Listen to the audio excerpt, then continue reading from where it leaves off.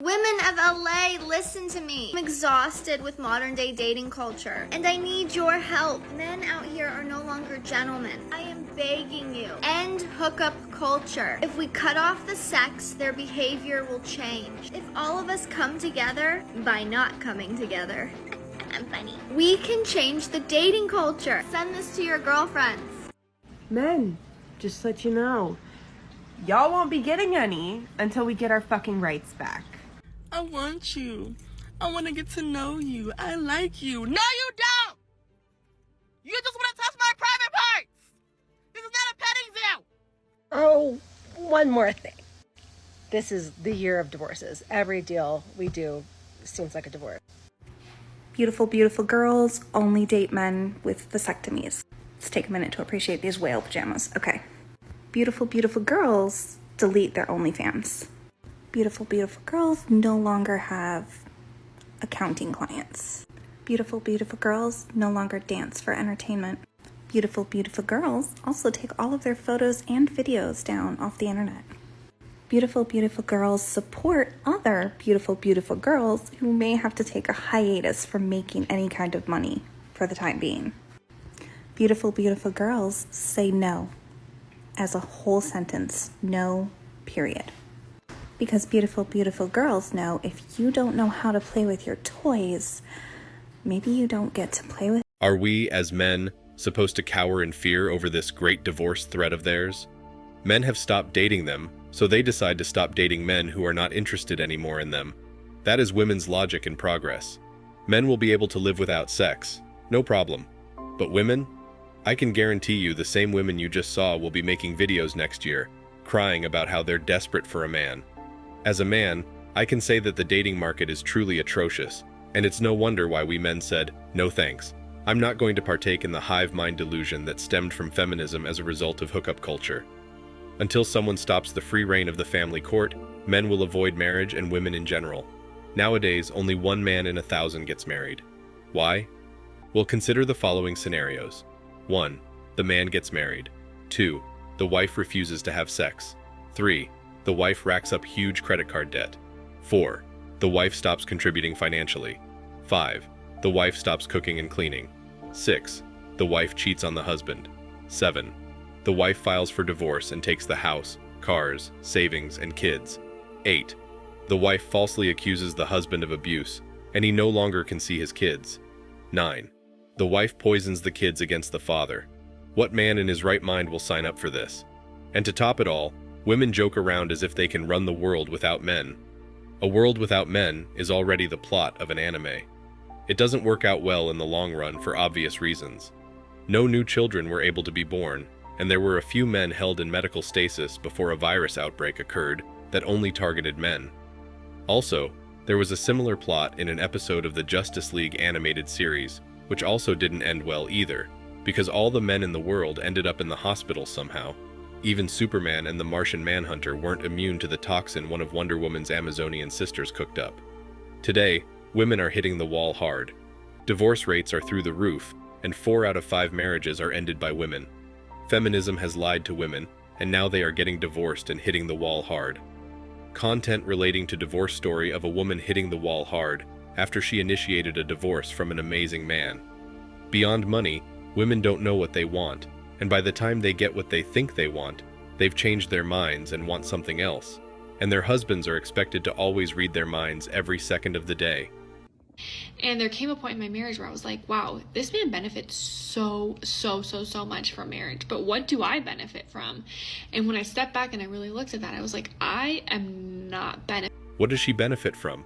Rent paid, food paid for, taxes paid, heating paid, water and electricity paid, clothes paid for. Nope, she didn't benefit at all during the relationship. She complains about being devalued for lack of benefits, but divorced her husband for perceived lack of benefits. I doubt she is aware of the hypocrisy in her double standard, but to complain about being dehumanized when you dehumanize the other person first is a next-level lack of awareness. What a shallow creature. Everything she says she does for him, she would have to do for herself anyway if she was single. The only difference is now, she will also have to pay for everything without her man. I started to ask him for more, and that's when I realized how replaceable women are, because instead of him wanting to do the work and actually like work to help the marriage move forward and for us to both be equal partners, there was a lot of resistance where he was like I think I could feel, and this is my projection, that he was like, why don't I just go, you know, like find someone? Or I think because he was so religious, for him it wasn't, why don't I go find someone? It was like, wow, I should have picked someone who was just like less, asked less of me. Here's a list of things this woman provided. She planned birthdays and social events for their extended families. She cleaned, and she provided regular and continuous criticism about how her husband didn't do anything. Lastly, she provided her husband with divorce paperwork. Now, here's a list of things this woman didn't provide. Children, she didn't cook, she didn't have a job. I guarantee she didn't carry anything heavy around the house or fix anything. She didn't provide a roof over her husband's head. And she didn't provide her husband with a peaceful existence while her husband went to work and took care of her every need. And eventually he did step up a bit and really helped with other things. But again, it was him helping me. It wasn't him doing it. It was always me being like, you know, here's what needs to be done. Can you please do it? And he'll be like, tell me what you want me to do and I'll do it. And, you know, he would, to his credit, do it. But that was still the emotional labor that I had to do. The delusional woman in this scenario says all men think about is what they can benefit from a woman. Then, she said, what can I benefit from? Really? Flipping like a pancake much? He tries to ask her what she needs and communicate with her like a relationship is supposed to work. However, it was still too much of an emotional strain. WTF? I think it was best for the husband to move on. BC. She was never going to be happy or know what she wanted in the first place. When she was listing all the stuff she does for him and then says, social stuff, like buying presents and setting up events or whatever, that's pretty superficial and probably something he doesn't value. If I go to a family gathering or birthday, the main present is that I sacrificed my time to celebrate your special day with you. The present is usually just a formality, like a bottle of wine or gift card or some random shit. I kind of picture this dude exhausted from working, cooking, and whatever else he has to do, and then getting dragged to a bunch of social events on the weekend like, yes, dear, sure, we'll go to your niece's christening. Yes, of course. We need to get her a gift card, and put it in a gift bag with colored tissue paper. I just know a lot of guys that don't take those things too seriously, and their wives take it more seriously, so they end up taking care of it.